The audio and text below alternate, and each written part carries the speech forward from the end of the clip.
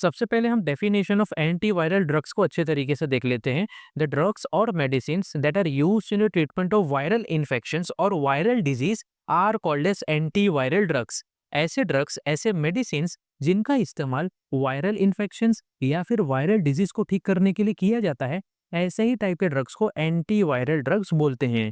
इसके बाद हम क्लासिफिकेशन ऑफ एंटीवायरल ड्रग्स को देख लेते हैं। अगर हम बात करें इसके क्लासिफिकेशन की, so antiviral drugs total 4 main part में क्लासिफाई होते हैं। सबसे पहला है drugs acting against herpes viruses. इसके एग्जांपल है idoxuridine, असाइक्लोविर, फेमसिक्लोविर, फोस्कारनेट and favipiravir.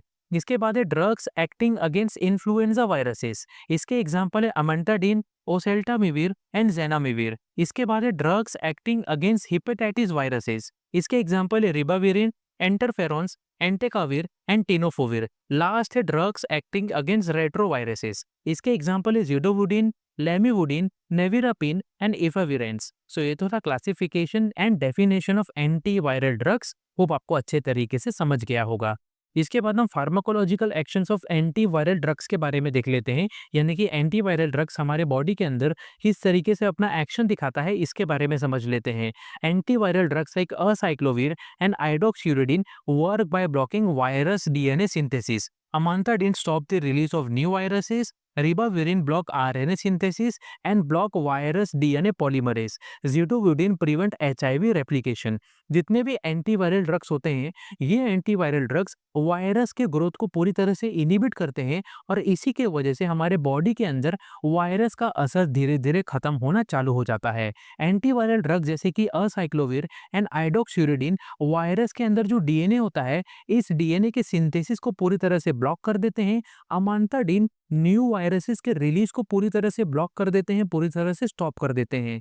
Ribavirin virus के आरएनए सिंथेसिस को ब्लॉक करते हैं एंड वायरस के अंदर जो डीएनए पॉलीमरेज होता है उसको भी पूरी तरह से ब्लॉक कर देते हैं। एंड जिडोवुडिन जो एचआईवी वायरस होते हैं उनके रेप्लिकेशन को पूरी तरह से प्रिवेंट कर देते हैं। सो ये तो the pharmacological actions of antiviral drugs. Hope आपको अच्छे तरीके से समझ गया होगा। इसके बाद हम डोजेस ऑफ एंटीवायरल ड्रग्स को अच्छे तरीके से समझ लेते हैं, यानी कि एंटीवायरल ड्रग्स का नॉर्मल डोज कितना होता है एंड डॉक्टर्स इसको कितने अमाउंट पर प्रिस्क्राइब करते हैं, इसके बारे में समझ लेते हैं।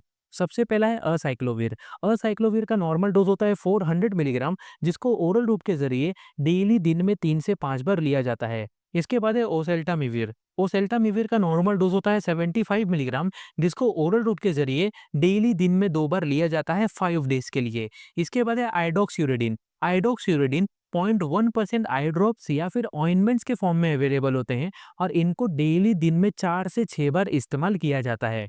इसके बाद है फेमसिक्लोविर। फेमसिक्लोविर का नॉर्मल डोज होता है 250 मिलीग्राम से लेकर 500 मिलीग्राम, जिसको डेली 2 से 3 बार ओरल रूट के जरिए लिया जाता है। इसके बाद है अमांटाडिन। अमांटाडिन का नॉर्मल डोज होता है 100 मिलीग्राम, जिसको ओरल रूट के जरिए डेली दिन में 1 से 2 बार लिया जाता है। इसके बाद है रिबाविरिन। रिबाविरिन का नॉर्मल डोज होता है 800 मिलीग्राम से लेकर 1200 मिलीग्राम, जिसको ओरल रूट के जरिए डेली दिन में कई बार डिवाइड करके लिया जाता है। इसके बाद है जिडोवुडिन। जिडोवुडिन का नॉर्मल डोज होता है 300 मिलीग्राम, जिसको ओरल रूट के जरिए डेली दिन में 2 बार लिया जाता है। सो ये तो था doses of antiviral drugs. Hope आपको अच्छे तरीके से समझ गया होगा। इसके बाद हम इंडिकेशंस ऑफ एंटीवायरल ड्रग्स के बारे में समझ लेते हैं। Acyclovir is used in the treatment of herpes simplex infections, herpes zoster and chickenpox virus. Acyclovir का इस्तेमाल herpes simplex infection, herpes zoster and chickenpox virus को ठीक करने के लिए किया जाता है। Oseltamivir is used in treatment of influenza A and B infections. Oseltamivir का इस्तेमाल influenza A and influenza B infections को ठीक करने के लिए किया जाता है।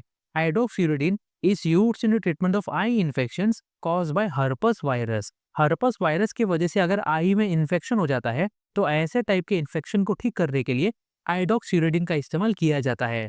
Famciclovir is used in treatment of herpes zoster and genital herpes virus. Famciclovir का इस्तेमाल herpes zoster and genital herpes virus को ठीक करने के लिए किया जाता है। Amantadine is used in treatment of influenza A infection. Amantadine का इस्तेमाल इन्फ्लुएंजा ए इन्फेक्शन को ठीक करने के लिए किया जाता है। Ribavirin is used in treatment of hepatitis C virus. Hepatitis C virus को ठीक करने के लिए रिबाविरिन का इस्तेमाल किया जाता है। Zidovudine is used in treatment of HIV infection. HIV infection को ठीक करने के लिए जिडोवुडिन का इस्तेमाल किया जाता है। सो ये तो था इंडिकेशंस या फिर यूजेस ऑफ एंटीवायरल ड्रग्स को आपको अच्छे तरीके से समझ गया होगा। इसके बाद हम Contra indications of antiviral drugs के बारे में समझ लेते हैं, यानी कि कौन-कौन से ऐसे डिजीज़ होते हैं, कौन-कौन से ऐसे कंडीशंस होते हैं, जिस दौरान एंटीवायरल ड्रग्स का इस्तेमाल नहीं करना चाहिए, एंटीवायरल ड्रग्स कॉन्ट्रा इंडिकेटेड होते हैं। सबसे पहला है एलर्जिक रिएक्शन और hypersensitivity to any antiviral drugs. अगर किसी पेशेंट को एलर्जिक रिएक्शन या फिर हाइपर सेंसिटिविटी रिएक्शन है, तो ऐसे कंडीशन में कभी भी एंटीवायरल ड्रग्स का इस्तेमाल नहीं करना चाहिए। इसके बाद है सीवियर लिवर डिजीज। अगर किसी पेशेंट को काफ़ी ज़्यादा सीवियर लिवर डिजीज है, तो ऐसे कंडीशन में भी एंटीवायरल ड्रग्स का इस्तेमाल नहीं करना चाहिए। इसके बाद है प्रेगनेंसी। अगर कोई फीमेल पेशेंट प्रेग्नेंट है, तो ऐसी कंडीशन में एंटीवायरल ड्रग जैसे कि असाइक्लोविर का इस्तेमाल नहीं करना चाहिए। इसके बाद है रीनल इनसफिशियंसी। अगर किसी पेशेंट को रीनल इनसफिशियंसी कंडीशन है, तो ऐसे टाइम पर असाइक्लोविर का इस्तेमाल नहीं करना चाहिए। इसके बाद है नियोनेट्स एंड इन्फेंट्स। अगर कोई पेशेंट नियोनेट्स है या फिर इन्फेंट्स है, तो ऐसे बच्चों में भी ज़िडोविडिन का इस्तेमाल नहीं करना चाहिए। सो ये तो था Contra indications of antiviral drugs, को आपको अच्छे तरीके से समझ गया होगा। सो यहाँ पर एंटीवायरल ड्रग्स चैप्टर अच्छे तरीके से खत्म होता है। अगर आपको किसी भी टाइप का क्वेश्चन या फिर डाउट है, तो आप हमें कमेंट बॉक्स में पूछ सकते हैं।